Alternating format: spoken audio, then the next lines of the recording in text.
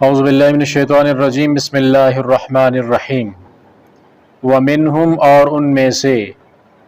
Immune جو ان پڑھ ہیں لا یعلمون الکتاب نہیں جانتے کتاب کو نہیں علم رکھتے کتاب کا الا مگر امانیہ آرزویں وانہم اور نہیں ہیں وہ الا مگر یظنون گمان کرنے والے اندازے لگانے والے فویل للذین پس بربادی ہو ان لوگوں کے لیے تباہی ہو ان لوگوں کے لیے یکتبون الکتاب جو لکھتے ہیں کتاب کو بِأَيْدِيهِمْ اپنے ہاتھوں سے ثم پھر یقولون وہ کہتے ہیں ھذا یہ من عند اللہ اللہ کی طرف سے ہے لیشتروا تاکہ وہ بیچیں بھی اس کو ثمنا قلیلا تھوڑی قیمت کے بدلے فویل لہم پس بربادی ہے ان کے لیے مما کتبت جو لکھا ایدیہم ان کے ہاتھوں نے وویل لہم اور بربادی ہے ان کے لیے مما یکسبون جو وہ کماتے ہیں وقالو اور کہا انہوں نے لن تمسنا النار ہرگز نہیں چھوئے گی ہم کو آگ الا مگر ایاما معدودہ گنتی کے چند دن کل کہہ دیجئے اتخذتم کیا لیا ہے تم نے عند اللہ رب العالمین سے عہدن کوئی عہد فلن یخلف اللہ تو ہرگز نہیں خلاف ورزی کرتا اللہ تعالی عہدہ اپنے عہد کی ام تقولون یا تم کہتے ہو علی اللہ اللہ پر ما لا تعلمون جو تم نہیں جانتے بلا کیوں نہیں من کسبا جس نے کمائی سیئتن برائیاں واحاطت اور گھیر لیا بھی اس کے ساتھ خطیئتہ اس کی غلطیوں نے اس کے گناہوں نے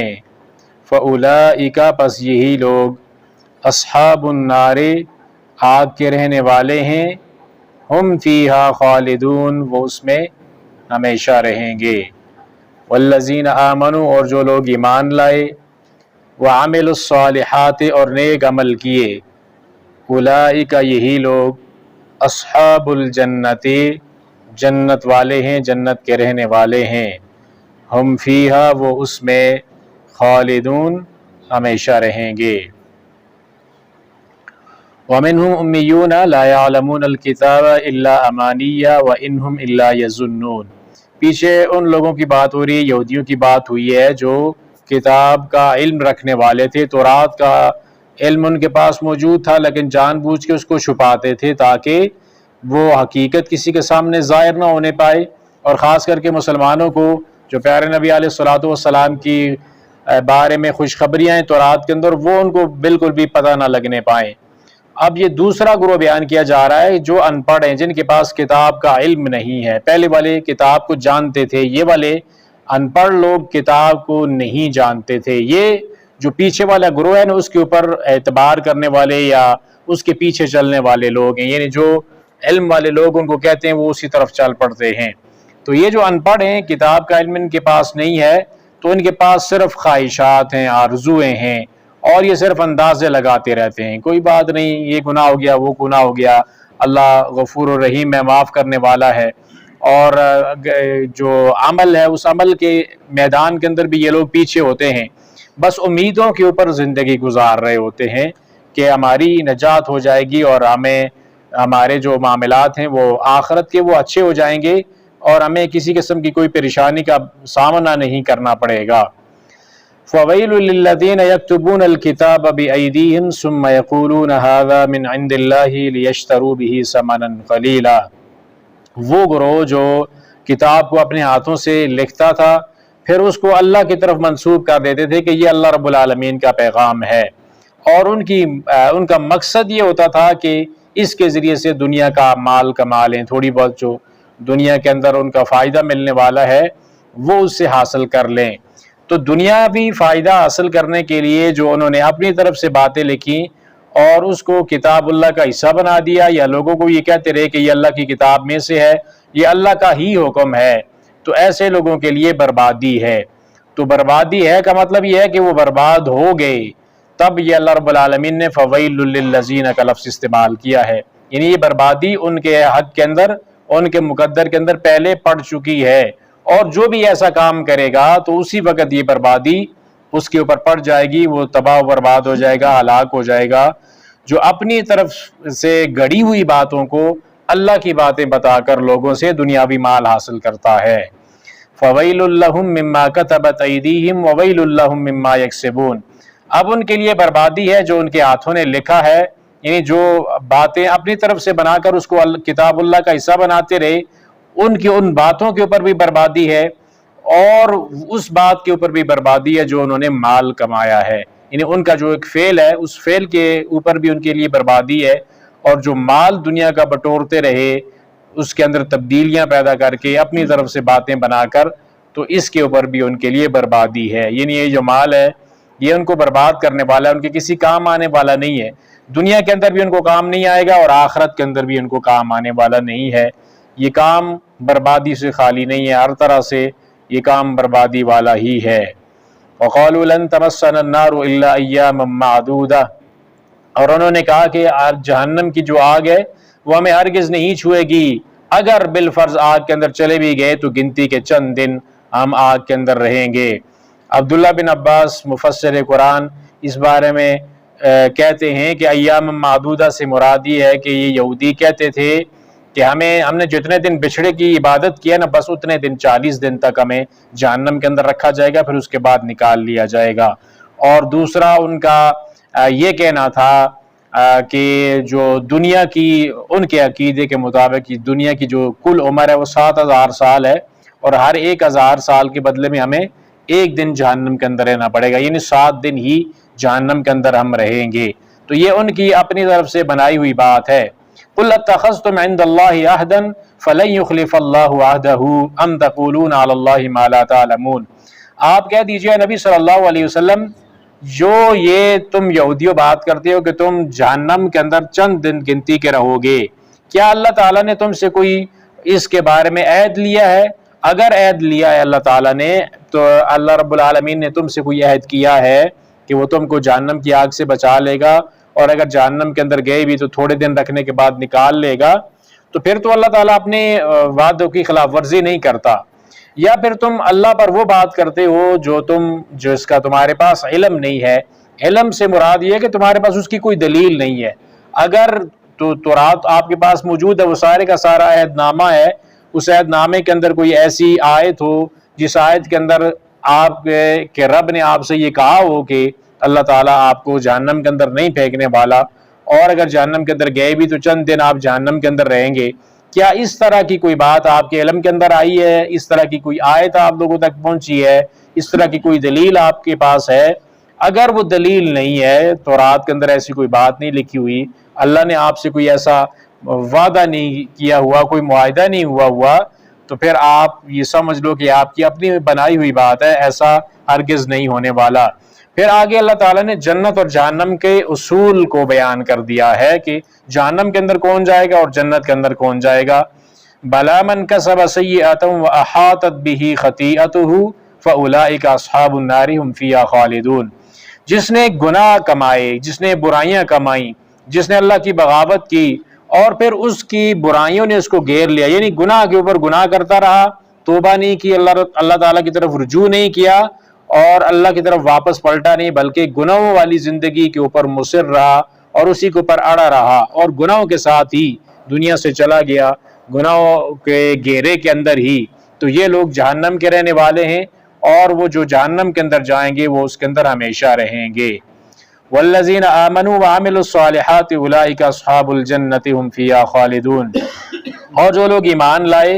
اور نیک عمل کیے تو یہ لوگ جنت کے رہنے والے ہیں اور وہ اس کے اندر ہمیشہ رہیں گے۔ یعنی جنت کے اندر جانے کے لیے سب سے پہلے آپ کے پاس ایمان ہونا چاہیے، ایمان کے ساتھ ساتھ آپ کے پاس نیک اعمال ہونے چاہیے۔ صرف دعویٰ ایمان کافی نہیں ہے کہ ایک انسان کہے کہ بھائی میں تو مومن ہوں، میں اللہ اور اس کے رسول کے اوپر ایمان رکھتا ہوں، اور ایمان کے جو دیگر اجزاء ہیں سارے کے سارے اس کے اوپر میں ایمان رکھنے والا ہوں، لیکن نیک عمل کوئی نہ کرے تو یہ اس انسان کا دعویٰ باطل ہے، اس دعوے کا کوئی فائدہ نہیں ہے۔ جب تک کہ اس ایمان کے مطابق عمل نہیں کرے گا نجات ممکن نہیں ہے۔ تو ایمان کی بنیاد پر نیک اعمال کرے گا تو یہ لوگ جنت کے رہنے والے ہیں اور اس کے اندر ہمیشہ رہیں گے۔ تو ہمیں ان آیات کے اندر جو پیغام ملتا ہے، جو کام یہ لوگ کتاب اللہ کے ساتھ کرتے رہے، ہمیں وہ والا کام نہیں کرنا چاہیے۔ کتاب اللہ جو اللہ کی کتاب ہے اس کو دنیاوی غرض و غائد کے لیے، دنیاوی مال بٹورنے کے لیے، دنیا کمانے کے لیے استعمال نہیں کرنا چاہیے کہ انسان غلط مسئلہ بتائے، غلط فتویٰ دے دے اور اس سے دنیا کا مال کماتا رہے۔ تو یہ چیز انسان کے لیے دنیا کے اندر بھی بربادی کا سبب بنتی ہے اور آخرت کے اندر بھی بربادی کا سبب بنتی ہے۔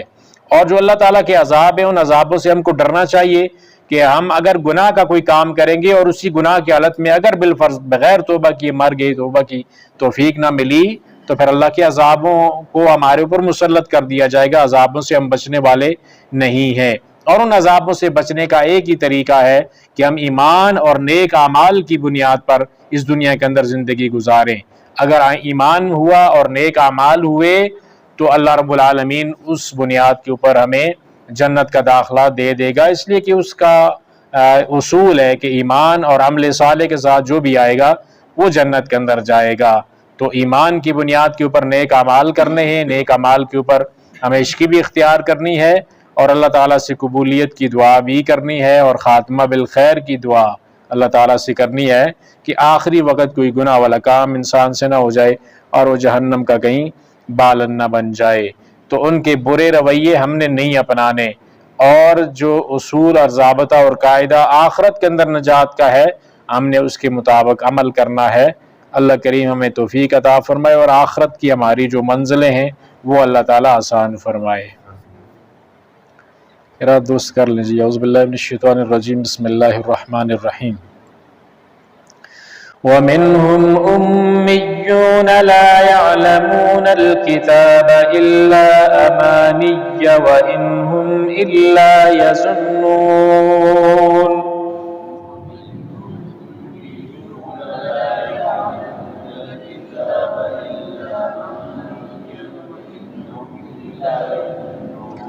فَوَيْلٌ لِّلَّذِينَ يَكْتُبُونَ الْكِتَابَ بِأَيْدِيهِمْ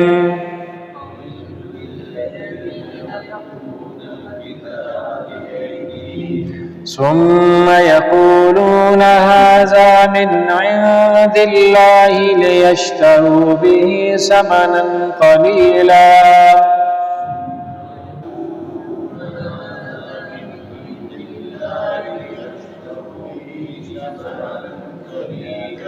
فَوَيْلٌ لَّهُم مِّمَّا كَتَبَتْ أَيْدِيهِمْ وَوَيْلٌ لَّهُم مِّمَّا يَكْسِبُونَ۔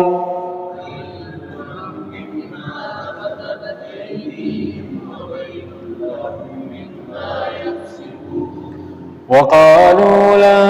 تَمَسَّنَا النَّارُ إِلَّا أَيَّامًا مَّعْدُودَةً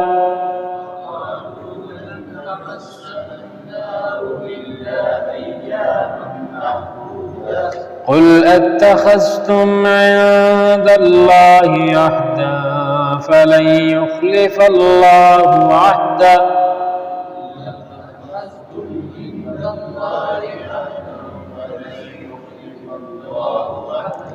أَمْ تَقُولُونَ عَلَى اللَّهِ مَا لَا تَعْلَمُونَ۔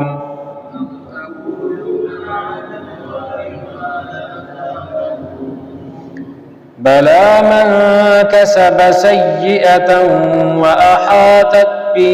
خَطِيئَتُهُ فَأُولَٰئِكَ أَصْحَابُ النَّارِ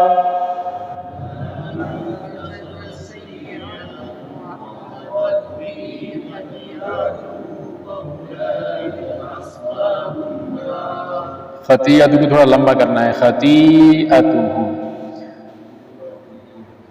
فأولئك أصحاب النار هم فيها خالدون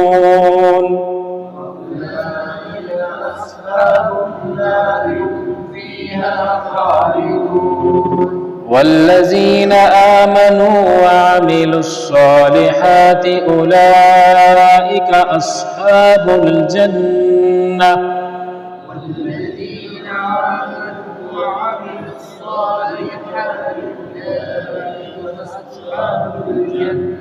هم فيها خالدون